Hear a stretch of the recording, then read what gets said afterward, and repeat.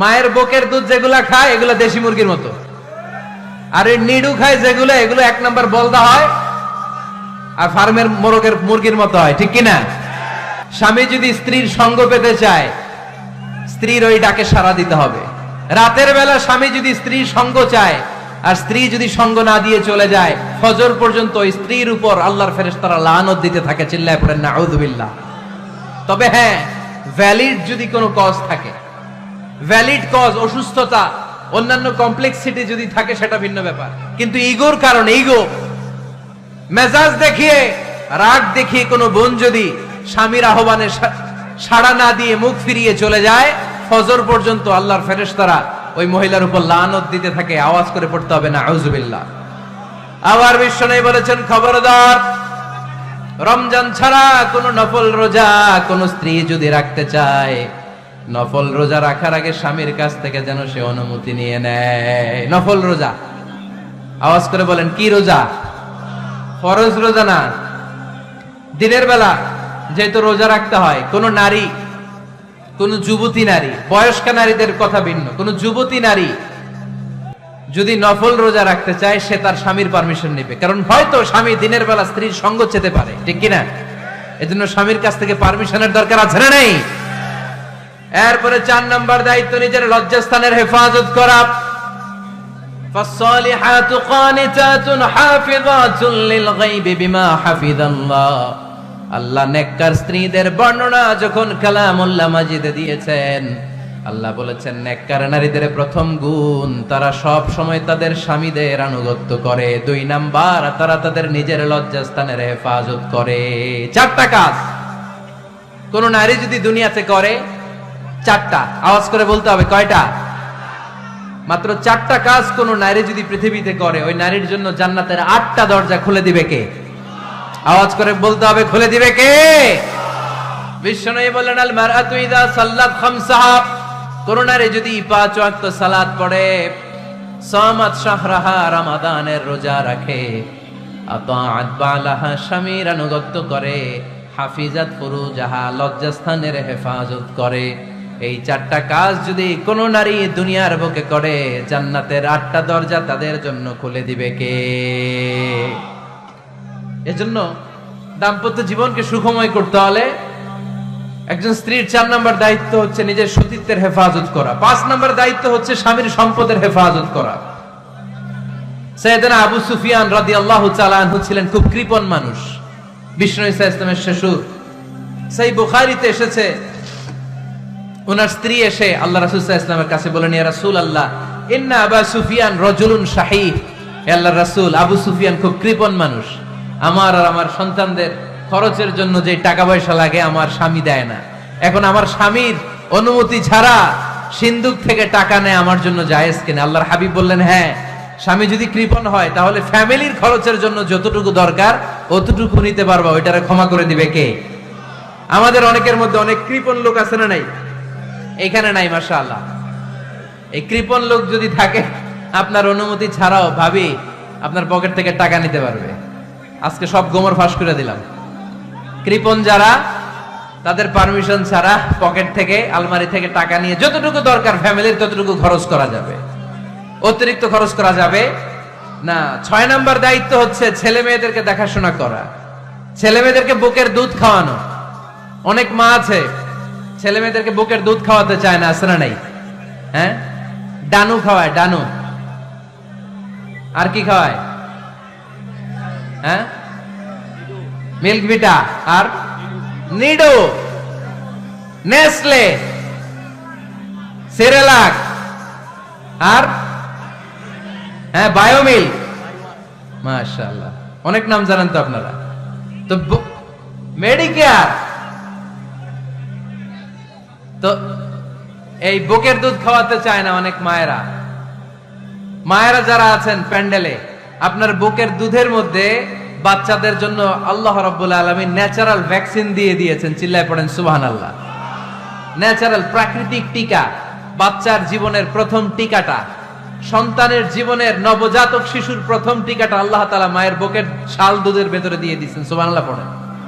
টিকাগুলো তো বাজার থেকে কিনতে হয়, প্রথম টিকাটা আল্লাহ ফ্রি দিয়ে দিয়েছে, সুবহানাল্লাহ পড়বেন না?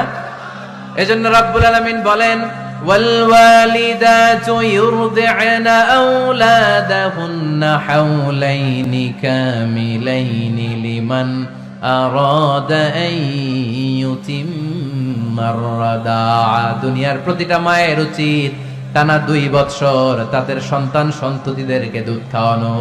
কয় বছর? আওয়াজ করে বলতে হবে, কয় বছর? মায়ের বুকের দুধ যে ছেলেগুলো খায় না, এদের ব্রেনের গ্রোথ হয় না, এগুলো হয় বলদা নাম্বার 1। কি হয়? বলদা নাম্বার 1। ফার্মের মুরগির মতো এগুলা। ফার্মের মুরগি দেখছেন? হ্যাঁ, ফার্মের মুরগি দেখবেন যে দোকানে যখন কিনতে যাবেন, এটারে নিয়ে যেখানে ওজন করে ওইখানে বসা রাখলে ওইখানেই বসে থাকে, আধা ঘন্টায় উঠবে না, এটা বসেই থাকে। আর গ্রামের মুরগি দেখছেন, দেশি মুরগি, ধরতে পারবেন এটারে? খবর আছে, ঘাম ছুটায় ছাড়বে।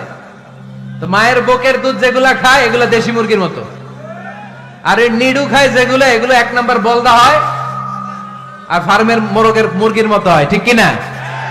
উদাহরণটা দিলাম এই জন্য, আপনার সন্তানের ভবিষ্যতের কথা বোঝানোর জন্য উদাহরণটা দিয়েছে। বুকের দুধ খাওয়াবেন, এর মধ্যে আল্লাহ তাআলা এমন নিউট্রিশন, পুষ্টি গুণ দিয়ে মায়ের বুকের দুধকে আল্লাহ তাআলা সমৃদ্ধ করেছে, বাচ্চার ব্রেইনের গ্রোথ হয়, বাচ্চার হাড্ডিগুলো খুব শক্ত হয়, সে ইনফিরিয়রিটি কমপ্লেক্সে ভোগে না, হীনমন্যতায় ভোগে না, জীবনের যেখানেই যাবে সেখানেই সে হবে সফল। চিল্লায় বলেন ঠিক কিনা? অনেক মা আছে বুকের দুধ খাওয়াতে চায় না, ডানু খাওয়ায়, নিডু খাওয়ায়, আবার নিজেদের কাজের জন্য ব্যস্ত, ছেলে মেয়েদেরকে সময় দেয় না। আছে না নাই? নারীরা চাকরি করতে পারবে, হেজাব করে নিজেকে পর্দার মধ্যে রেখে শিক্ষকতা করতে পারবে, ডাক্তারি করতে পারবে, সব পেশায় তারা যেতে পারবে, নিজেদেরকে পর্দার মধ্যে রেখে হেজাব করে সব জায়গায় যেতে পারবে। কিন্তু সন্তানদেরকেও দেখাশোনার দরকার আছে না নাই? অনেক মায়েরা নিজেরা থাকে চাকরিতে আর ছেলে মেয়েদেরকে দিয়ে রাখে কাজের মেয়ের কাছে। আছে না নাই? মনে রাখবেন, আপনি যদি অফিসে চাকরিতে ব্যস্ত থাকেন আর ছেলে মেয়ে যদি কাজের মেয়ের কাছে মানুষ হয়, তাহলে ছেলে মেয়ে আপনার আচরণ পাবে না, সে কাজের মেয়ের বুয়ার আচরণ পেয়ে পেয়ে বড় হবে। চিল্লায় বলেন ঠিক কিনা? এক একটা নারীকে আল্লাহ তাআলা এক একটা ফ্যামিলির ম্যানেজিং ডাইরেক্টর বানিয়ে দিয়েছে। এ women is an MD of a family। একজন নারী একটা ফ্যামিলির ম্যানেজিং ডাইরেক্টর। এখানে অনেক কাজ আছে মিয়া। এখানে তার ফুড ম্যানেজমেন্ট এনশিওর করতে হয়, এখানে অনেক ডিপ্লোমেসি জানা লাগে। একজন নারীকে ফ্যামিলিতে টিকে থাকতে হলে কূটনীতি লাগে, শাশুড়ির সাথে বউয়ের ঝগড়া আছে না নাই, এটা ম্যানেজ করতে হয়। একান্নবর্তী ফ্যামিলি হলে স্বামীর ভাই বোন এদের মন মানিয়ে চলতে হয়, পুরো ঘরটাকে হ্যান্ডেল করতে হয়। এখানে আছে ফুড ম্যানেজমেন্ট, এখানে আছে ক্লিনিং ম্যানেজমেন্ট, এখানে আছে ডিপ্লোমাসি। পুরো ঘরের মধ্যে তো বিশাল একটা অফিস। এই কাজ ফেলে দিয়ে মহিলারা বাইরে ঘুরে বেড়ায় না। ফ্যামিলি সামলান। আপনি যদি ঘরমুখ হন, তাহলে আপনার ফ্যামিলির মধ্যে বরকত দিয়ে এটাকে সমৃদ্ধ করে দিবে কে? তাহলে সুখী দাম্পত্য জীবনের 6 নম্বর ফর্মুলা হচ্ছে ছেলে মেয়েদেরকে সময় দেয়া। ছেলে মেয়েদেরকে সময় দেন। Spending money, spending time is more important than spending money for children.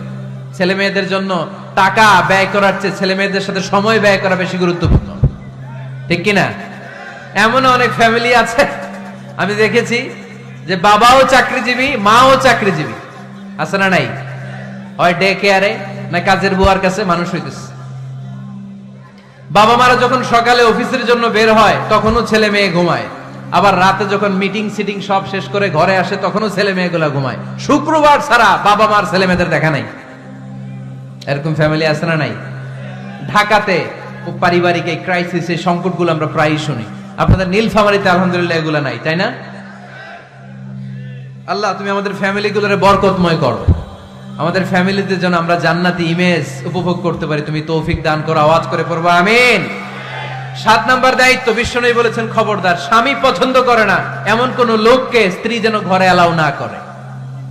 স্বামী পছন্দ করে না এমন কোন লোককে আপনার স্ত্রী ঘরে অ্যালাউ করতে পারবে? আমার বোনেরা খবরদার, আপনার স্বামীর পারমিশন ছাড়া, আপনার স্বামী পছন্দ করে না এরকম কোন লোককে আপনার ঘরে আপনি অ্যালাউ করতে পারবেন না। 8 নাম্বার, স্বামীকে আর্থিকভাবে সহযোগিতা করা। যদি স্ত্রী ধনী হয়, আমরা সব এক করে ফেলছি, আসলে ইসলামের দৃষ্টিতে স্বামীর ব্যালেন্স আলাদা, স্ত্রীর ব্যালেন্স আলাদা। স্বামীর যাকাত আলাদা, স্ত্রীর যাকাত আলাদা। ঠিক কি না? স্ত্রী ধনী হতে পারে, স্ত্রীর আলাদা সম্পদ থাকতে পারে, যদি স্ত্রীর সম্পদ থাকে, স্ত্রীর উচিত তার সম্পদ দিয়ে তার স্বামীকে এস্টাবলিশ হতে, স্বাবলম্বী হতে সহায়তা করা। যদিও এটা আল্লাহ তাআলা আবশ্যক করে দেন নাই, কারণ আর্থিক ফিনান্সিয়াল সব কাজগুলোকে স্বামীর উপরে ফরজ করেছে কে? ফিনান্সিয়ালি 1 টাকা খরচ করা, 1 টাকা দায়ভার নেয়া কোন স্ত্রীর উপরে আল্লাহ আবশ্যক করে নাই। তারপরেও স্ত্রী যদি ধনী হয়, স্ত্রীর যদি জায়গা জমি থাকে, সম্পদ থাকে, তাহলে স্ত্রীর উচিত তার স্বামীকে স্বাবলম্বী হতে সহযোগিতা করা, ঠিক কিনা? আমরা মডেল হিসেবে আম্মাজান খাদিজা রাদিয়াল্লাহু তাআলা আনহার জীবনের দিকে যদি তাকাই, তাহলে দেখব উনি অনেক মহিয়সী, গরিয়সী একজন ব্যবসায়ী নারী ছিলেন। আম্মাজান খাদিজা রাদিয়াল্লাহু তাআলা আনহা ওনার ব্যবসায় স্টাফ হয়ে বিশ্বনবী ওনার সাথে পরিচিত হলেন। বিশ্বনবীর আমানতদারিতায় মুগ্ধ হয়ে আম্মাজান খাদিজা বিশ্বনবীরে বিয়ের প্রস্তাব দিলেন। আম্মাজান খাদিজা রাদিয়াল্লাহু তাআলা আনহার সাথে বিশ্বনবীর যখন বিয়ে হয়ে যায়, বিয়ের পরে আম্মাজান খাদিজা বলেন, ও বিশ্বনবী, আমার যত সম্পদ আছে, আমার ব্যবসায়ের যত মালামাল আছে, যত সম্পদ আছে, সব আমি আপনার পায়ের সামনে এনে রেখে দিলাম। আপনি দিয়ে দিলাম, সব সম্পদ আপনারা আমি দিয়ে দিলাম।